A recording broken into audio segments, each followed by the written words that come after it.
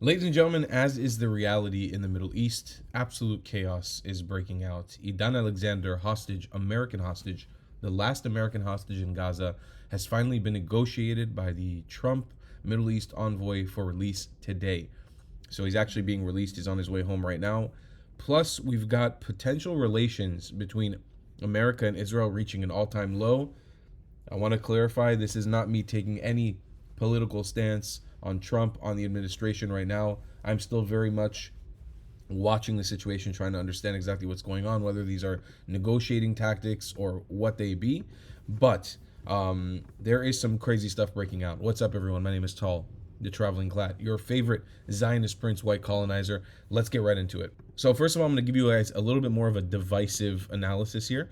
This is from an incredible reporter. Her name is Emily Schrader, Emily in Tel Aviv. You guys may be familiar with her work. So she kind of summarized what are some of these slights that the Trump administration has given towards Israel this week. Let's take a look.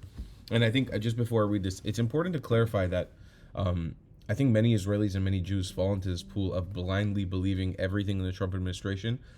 We sometimes get very excited. I've been very excited in the past of things that he said and things that his administration have done, but in reality, they don't always follow through. And so we have to be, as Jewish people in America, we have to be skeptical always. I mean, I think and I have somewhat of a level of belief that Trump is trying to do the best thing for Israel always, but there was some news this week about potentially recognizing a Palestinian state, and then that went away, and then people in his camp said, no way, we have the best relations with Israel we've ever had. And then there was some apparently talking crap about Bibi Netanyahu. I'm not sure. Let's read what Emily had written down here. So Emily says, in the span of 1 week, the Trump admin has been very busy cozying up to terrorists and their backers, including but not limited to making a ceasefire that allows the Houthis to continue firing missiles at Israel. That is true. To be completely honest, this is one of the least offensive ones to me, personally, because while, yes, living under Houthi rocket fire is not ideal, especially as we're coming into the summer season, economically, we want to return to a semblance of reality and tourists coming back in. It's not ideal that we have Houthis firing rockets at us every day, which has been happening. But from the same perspective, I don't know, America never, made a stance that they were going to protect Israel in that regard. Like, they have stepped up to the plate in every other aspect, but I understand where that's coming from both sides. From both sides, I get where that's coming from. And if Trump is trying to make a deal for his camp in America to strengthen control in America and especially bring down the prices of shipping, which hopefully now is going to be able to happen in the Western world. Yeah, this is Israel's fucking problem, and it sucks, but it is Israel's fucking problem. So I kind of understand that move from the Trump administration. I do kind of.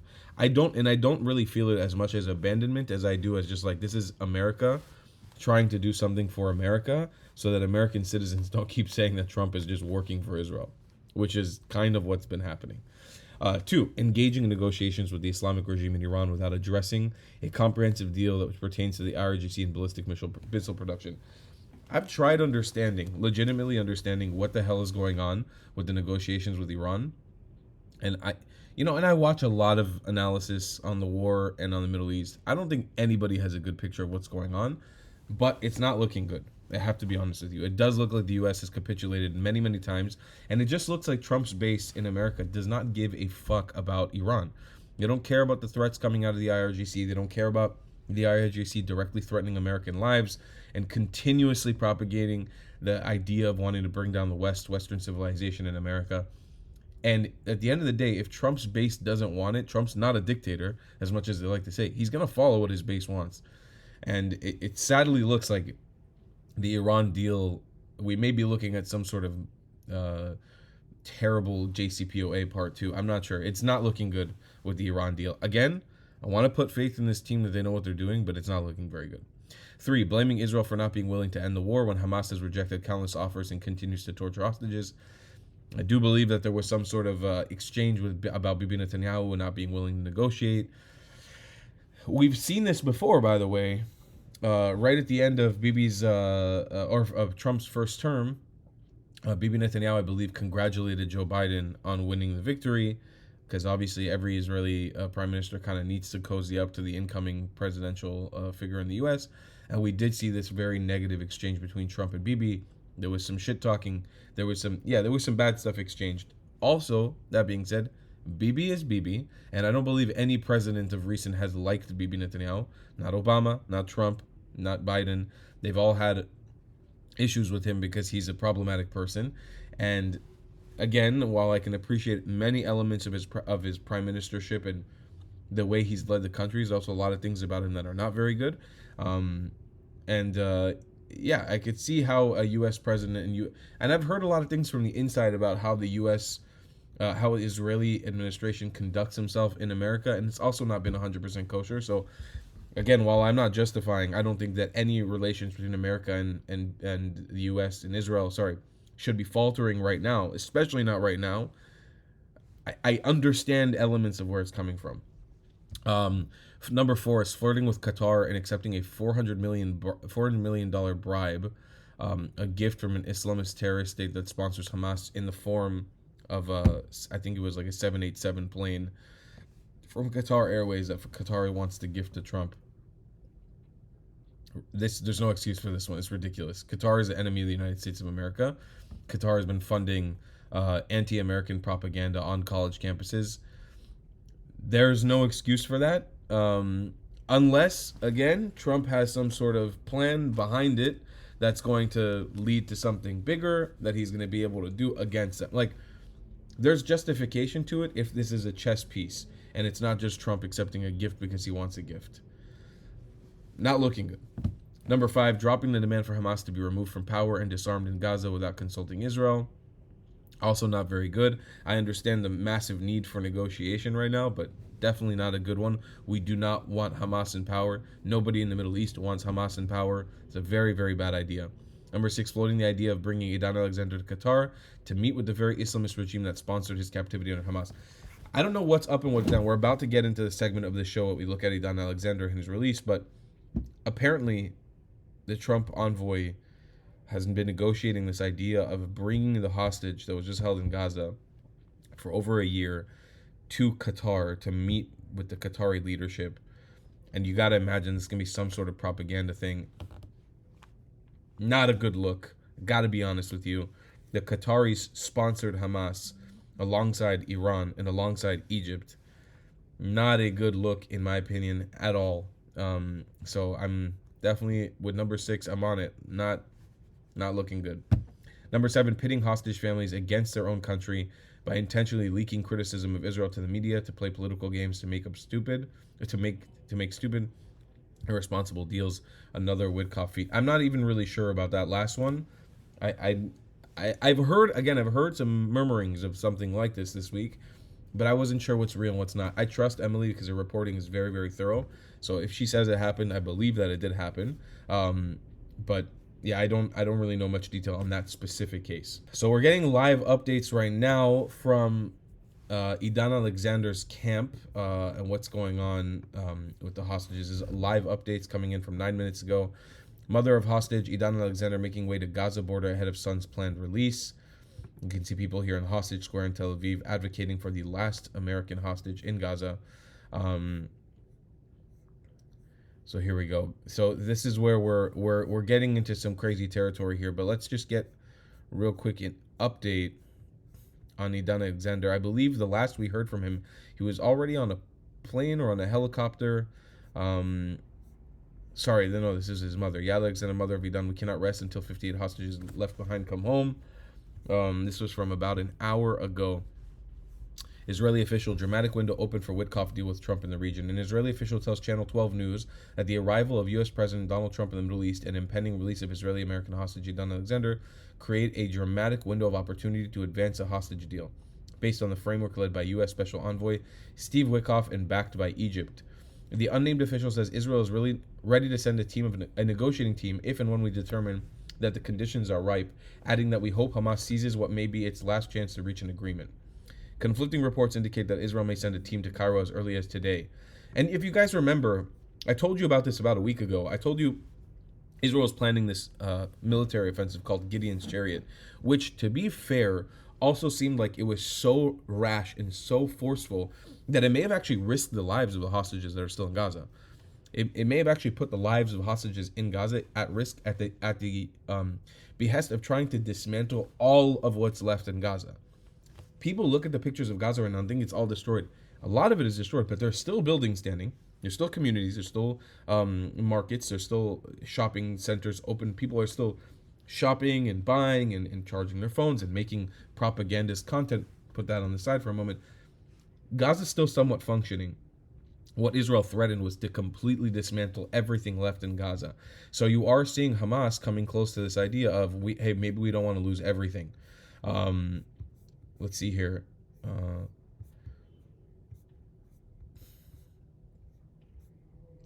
Hostage's grandmother awaiting his return on his own 2 feet.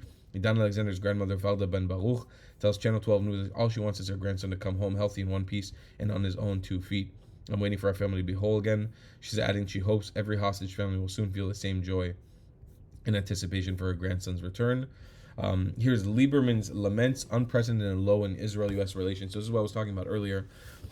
Israel has reached an unprecedented low in its relations with the United States. Israel Beitenu, Chairman Avigdor Lieberman, declares, arguing that Jerusalem is being sidelined when it comes to American policy in the Middle East. When he welcomes the pending release of hostage Edan Alexander, Lieberman emphasizes that unfortunately his return is not happening as a result of Israeli pressure or decision, but as a result of direct contacts between U.S. and Hamas. Addressing reports ahead of his party's weekly faction meeting in the Knesset's Lieberman Bowman's the U.S. ceasefire with the Houthis when the state of Israel is left out of the agreement, the U.S. president's visit to the region when he skips Israel, and direct negotiation between the U.S. and Iran. There are other challenges as well as we cannot elaborate about that, he adds cryptically. The main problem is that Netanyahu does not want to end the war. He does not want to and is unable to eliminate Hamas. One who did not eliminate Hamas in a year and 7 months will not do so in 17 years. Lieberman continues, adding that eliminating Hamas requires broad national consensus and unity among the people. People need to believe in the justice of the path and the war's goals. Lieberman says that stressing that in order to unite the people to reach a victory against Hamas, we must return all the hostages in one fell swoop. Look, I kind of agree. While I don't believe that ending the war is a smart move, I do believe that the Israeli administration has been faltering for the last, I don't know how many months. Like it's been a war that hasn't had a clear goal. And while we've accomplished many things in the war, which is good, when you look at it in retrospect, it's like, what are we actually doing in there? When are we going to actually make a plan? Like, are you going to start filtering Gazans out and moving them, even if it has to be aggressive, moving them from place to place to strategically search in Gaza and risk those soldiers' lives? But are you going to start doing it? Or are we going to keep sitting on our asses? Like, are we still going to have our hands on our asses, keep thinking, are we going to do this? Are we going to do this? It's a big issue. And last year, Gantz, Israel must fall in line with the U.S. plans for the Middle East or risk being left behind. That's a big one. Israel must get on board with American plans for the Middle East or get left behind. National Unity Chairman Benny Gantz declared during his party's weekly faction meeting in the Knesset. Like other opposition politicians, Gantz welcomes the pending release of hostage Edan Alexander following American intervention, but decries the fact that Israel has not taken proactive steps to free the rest of those held by Hamas. In direct appeal to Netanyahu, Gantz calls on the Prime Minister not to put preserving the coalition above preserving Israel's security and solidarity in Israeli society. Hamas has its back against the wall, and it's time to bring about a plan that will return all the hostages, ensure demilitarization of the Strip, and bring about the replacement of Hamas regime, he declares. Turning to U.S. policy in the Middle East, Gantz states that the American administration is determined to promote normalization with Saudi Arabia and other large significant countries in the region. Either we complete a strategic transformation, strengthen the axis against Iran, destroy its military and nuclear capability, and become part of the vast comprehensive political move led by the United States in the region, or we will be left behind. He says the opportunity to change the Middle East must not be missed because of political considerations. He's honestly not 100% wrong. Whether for better or for worse, okay, and I say this for those of you guys who are like 100% pro-Israel nationalists, listen to what I'm saying, because there's nobody more pro-Israel than me. Whether or not we agree with all the moves that Trump's making, the reality is he's going to make these moves with or without us. If we also keep sitting, have our hands on our asses and keep sitting on them and not come to a proper decision, he will move forward without us. And that could be a very big issue. And especially if relationships between Bibi Netanyahu and Israel falter, or Bibi Netanyahu and Trump falter and they fall completely, that could be a major issue. So we really need to see what are the outcomes of the situation. And I'm not saying, I not only am I not saying that this is going to be good for Israel, Israel might lose a lot in this. But unfortunately, this is the reality of the situation. It's better than a Biden administration still, in my opinion, because that administration did everything to undermine Israel, and also the propaganda in the US was really approaching a point of Israel is like the devil from that administration, with the genocide claims and all this stuff. With Trump, we have a chance to maybe bring some element of peace in the Middle East for the next couple of years. The reality is we know that Iran will undermine any deal that is made, no matter what. So it's just one of those situations where we might get some peace and quiet for 4 years, but it doesn't solve all the issues. But we'll have to see, as Israelis, as Israeli Americans, we'll have to see what the Trump administration does and what moves they make to then allow us to plan what we do in the future. Because if we've been loyal to Trump, and then we see that all the moves in the Middle East have no loyalty to Israel, we'll have to make our own moves in the background after those moves are made. But I don't think that going head-to-head with the United States of America right now is the smartest decision. Because Trump is a madman, and that's true. It's the truth. Trump is crazy. He has some really, really great people around him, but he can flip on you like a dime, and he's done it before, and he'll do it again. And he can flip right back after also, yeah? But we have to be careful of that. I really, really believe we need to be very, very careful of that situation breaking out. So that's a little bit of analysis of what's going on today. I'm so happy that Edan Alexander, the last American hostage, is coming home. I hope that we get to see the return and release of all the hostages back to Gaza. And guys, I am in New York City right now. Last opportunity, maybe tomorrow and Wednesday, to bring me to speak at your communities. If you're interested, find a way to get in contact with me. One of the best is collab.travelingclat@gmail.com. That's collab.travelingclat@gmail.com. Here in the city, if you're around, say hello, and I will see you guys in the next one. I love you a long time. May we see the release of all the hostages in due time. Bezrat Hashem. I love you guys a long time. Goodbye, Clats. If you believe in my content and want to support me, just know your help is needed. There's a bunch of great ways to support me, being PayPal, Buy Me a Coffee, or joining my Patreon community down below. Patreon is the best way to support my channel, and you'll get a bunch of cool perks depending on what tier you join. Another great way to support me is by buying my merchandise on thetravelingclat.com. I regularly drop new merch designs like this beautiful hat, or this amazing shirt, where you can support the channel and get something cool for yourself. I also have an amazing Discord community with people from all over the world. Thank you so much for your support.